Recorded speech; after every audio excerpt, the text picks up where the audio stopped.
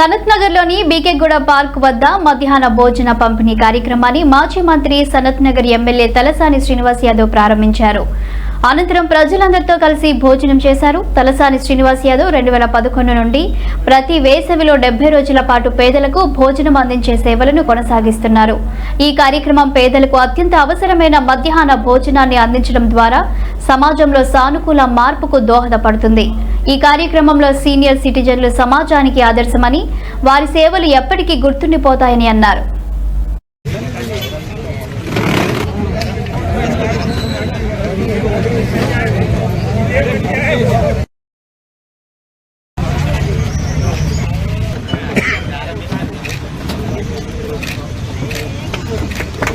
మానవ సేవకు మూలాధారం, ప్రేమను పంచి బాధను తొలగిస్తుంది.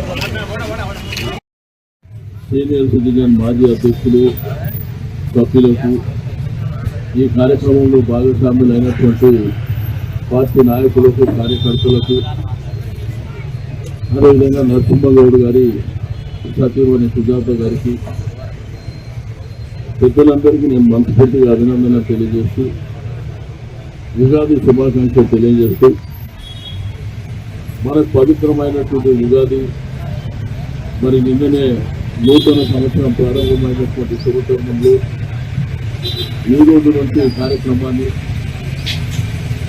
2011 నుంచి ప్రారంభించినటువంటి మరి యొక్క కార్యక్రమం ఎంతో మంది కడుపు నింపడమే కాకుండా పేద మధ్యతరగతి కుటుంబాలు మరి సంపూర్ణమైనటువంటి భోజనం, అంటే మన ఇంట్లో ఏ విధంగా భోజనం చేసుకుంటామో మరి అదే రుచికరమైనటువంటి భోజనాలు ఇక్కడ మనం ఏర్పాటు చేసుకొని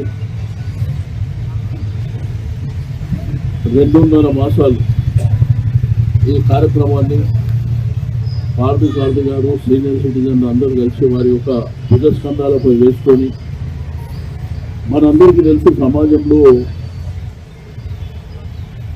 చాలామంది పేదవాళ్ళు ఉంటారు, ధనవంతులు ఉంటారు, రకరకాల వ్యాపారాలు చేసే వాళ్ళు కూడా ఉంటారు.